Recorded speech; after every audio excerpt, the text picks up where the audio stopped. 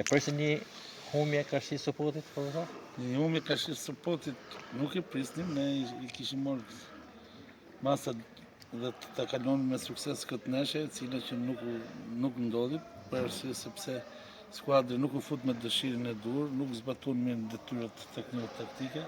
Disa lojtarë nuk kishin dëshirë, ndoshta ndikon edhe ke 7-8 lojtarë që në mos përqendrimin e neshit dhe mos t'jenë të freskët, ndikon dhe muji Ramazani që janë me agjerime.